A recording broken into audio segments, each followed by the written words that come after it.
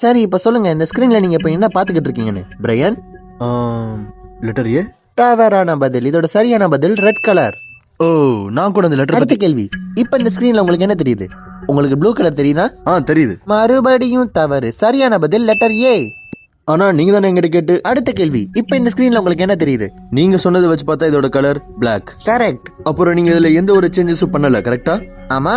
அப்ப இதோட ஆன்சர் என்னவா இருக்கும்னா பிளாக் கலர்ல இருக்க லெட்டர் ஏ. பிரையன், நீங்க சொன்னது அப்சல்யூட்லி ராங். என்ன? இதோட ஆன்சர் என்னன்னா 90 டிகிரி திருப்பி போட்ட முழுசா வரையாத பேக்மேன் ஒரு டிக்டாக்க சாப்பிட்டுக்கிட்டு இருக்கு. Last and final question. கேட்டு தொலை. இப்போ இந்த ஸ்கிரீன்ல என்ன லெட்டரை பாத்துக்கிட்டு இருக்கீங்க? என்ன லெட்டர்? கரெக்ட். கலருக்கு இதுக்கும் சம்மந்தம் இல்லைல்ல? ஆமா. அப்புறம் கிறுக்குத்தனமா முழுசா வரையாத பேக்மேன் மாதிரியான ஆன்சர் இல்லாம கரெக்டான ஆல்பபெட் லெட்டர் தானே கேக்குறீங்க? அதேதான். ஓகே, என்னால முடியும். அப்படின்னா இதோட ஆன்சர் லெட்டர் ஏ. தவறு. போடா. கரெக்ட் ஆன்சர் என்னன்னா இது ரொம்ப ரொம்ப குட்டியா ஜூம் பண்ணப்பட்ட லெட்டர் பி யோட பிக்சர். ஆனா இதுல சின்ன சின்ன ஏ லெட்டர்ஸ்ல ஒன்னா சேர்ந்து தான் பிங்கிற லெட்டர் உருவாக்கி இருக்கு. சோ டெக்னிக்கலி என்னோட ஆன்சர் கரெக்ட் தான் இல்லையா? மறுபடியும் தவறு. இந்த பிங்கிற லெட்டர் சின்ன சின்ன ஏவால செய்யல. அப்புறம் அது எதுல செஞ்சாங்க? முழுசா வரையாத பேக்மேன் டிராயிங். கிறுக்கு